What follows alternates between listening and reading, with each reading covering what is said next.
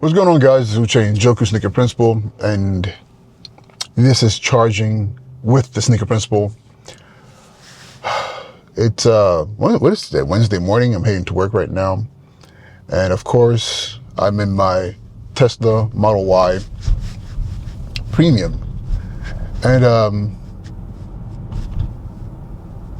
it's been exactly 8 days now since I picked up my Model Y, and I've been engaged in this journey of electric vehicles, or at least an electric vehicle, as well as just learning and expanding my mind around what all this means for the future, and also creating content. So one of the things I've been really struggling with was, it's not really a struggle, it's more along the lines of trying to figure out, do I create content now that's really geared around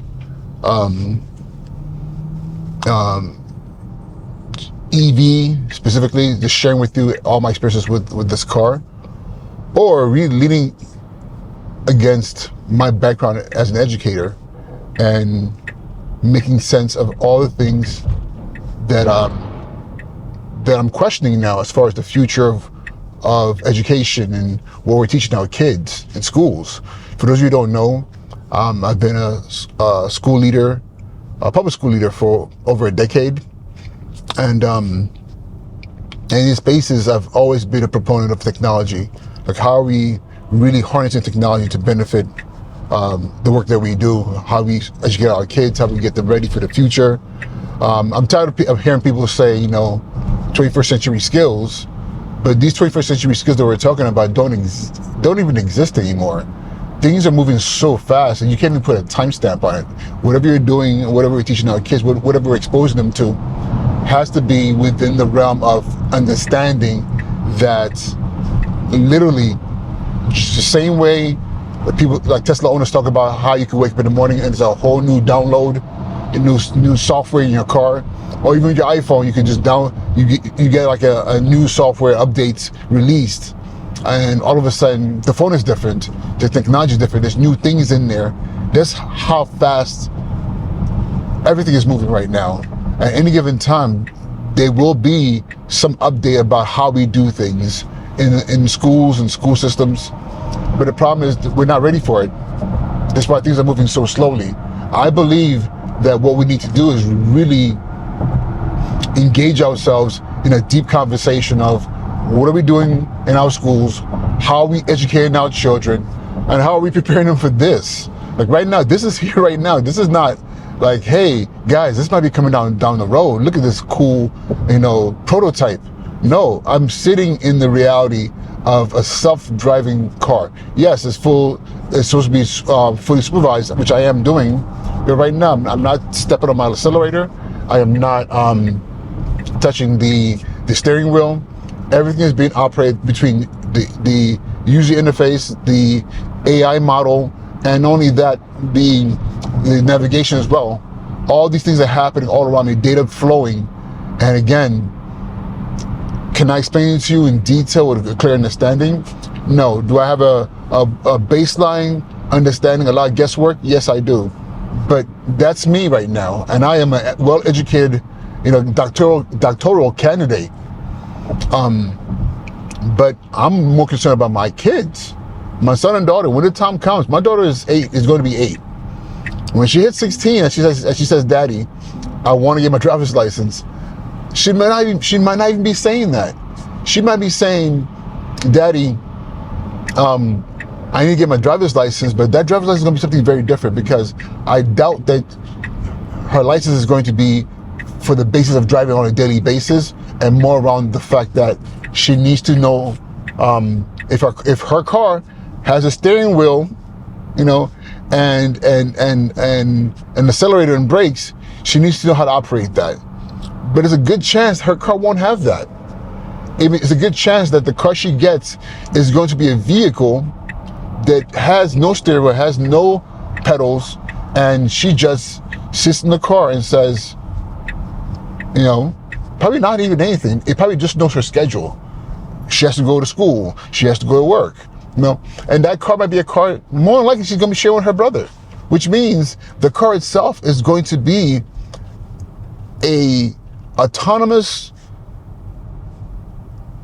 AI assistant vehicle, if that makes any sense, that would say, hey, Noah has to go to dance class or to softball practice or whatever she's into, theater, but Musa has to be at football practice or tennis or his guitar class.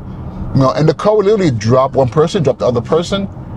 Maybe the car itself for extra income might function as a robo-taxi. It might go out and pick some people up, make some quick money, then in time come back and pick them up to take them home.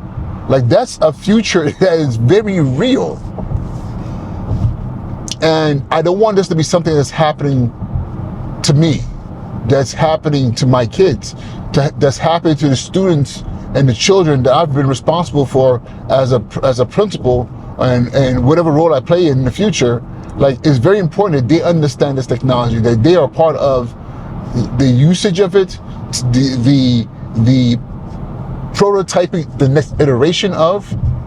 Like, that's very important, because if we don't do that, I'm sorry, those of us who are classified as from the lower economic parts of society, we will continuously be observing from the outside while the world is moving forward, and a lot of people are going to get locked out. They're going to get priced out of a future that would only permit them to be better. And what do I mean by that?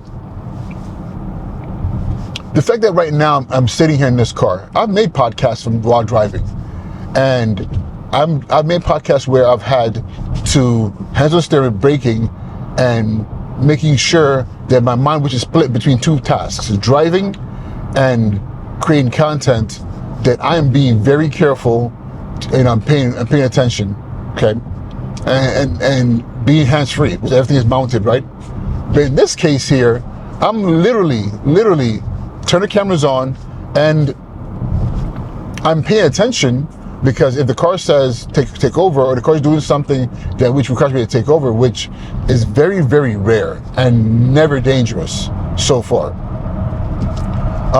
I can do that, but right now I'm able to engage in the conversation in recording this episode of the Charging with the Sneaker Principal podcast, completely comfortable, and again, this is the technology and where we stand right now. Those of us who work jobs that require us to be in meetings and take calls and everything else, imagine being able to literally 10x yourself. I don't have to come to your office to have that meeting. I don't have to find a place to sit down and pull out my laptop to jump on that Zoom call. I can jump on a Zoom call right here from my car. I can jump on that Zoom call, I can engage in those conversations, you can see me, I can see you, and the whole entire time, the technology that is driving this car is doing its thing, it's keeping me safe, and making sure I get to my other destination much quicker. Someone might say, oh my God, that means we will do more work. I think we'll be more productive and be able to save time, because again, whatever that task is that required for time to be crunched here, there, and there can now overlap. There could be these great areas where you can get so much more done, and I believe that. So yeah, this is incredible. So I want to share with you some of the ideas I've been really thinking about.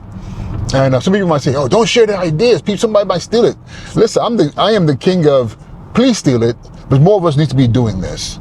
So I'm asking myself, or I've been planning the idea of having podcast episodes sitting right here in this car, being able to pick up a guest and say we're going to take a ride somewhere, and that drive that we're taking is all recorded. As we talk about the car, the technology, if they're new to full self-driving vehicles, if they're users of the technology, AI, and all those, and how do they use it in their daily lives, and how is it impacting what they do as educators, or even other spaces? Because the other thing too is, conversation about education should not just be relegated to educators.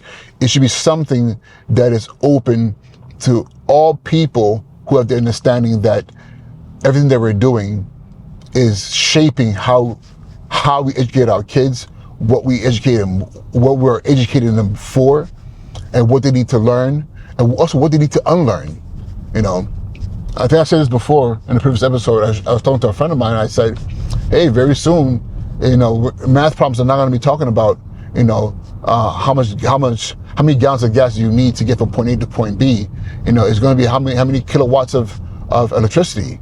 You know, it's a very different mental model, because again, something that we don't even think about. We all have electricity in our homes, but we never think about the kilowatts spendage per kilowatt and stuff like that. We never think about that. We just know we get the bill. We say, oh, it's too high, it's too low. You turn the lights off, and stuff like that, right? But now we're having to now look at electricity in a very different way, because it's powering a thing like where I'm sitting right now in this car. So, yeah, I just want to create a conversation to motivate more educators to really think about what we're doing as far as how we're educating our kids, how we're preparing them for a future that's unpredictable. Like, it's literally unpredictable. But yeah, this is what I want to talk to you about this morning. You know, do me a favor. Please follow, share this information. Somebody told me the other day, like, yeah, I'm becoming Tesla's, I'm going to be Tesla's biggest salesperson. And I said, no, I'm someone who's fascinated by the fact that we have such an incredible piece of technology that we have access to, and we need to find a way to, to really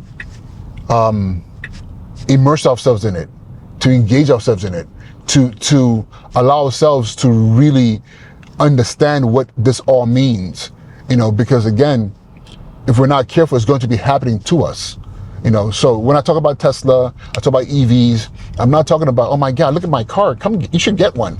I'm saying, like, I am saying a little bit of that because I am becoming a fanboy, because this is like incredible to me. But I'm also saying, let's talk about what this means. Like, what does this mean?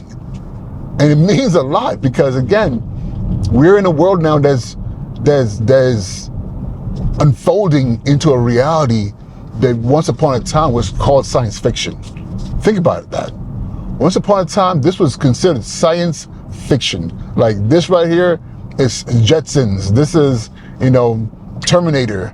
This is Matrix. And now we're like, wait a minute, no.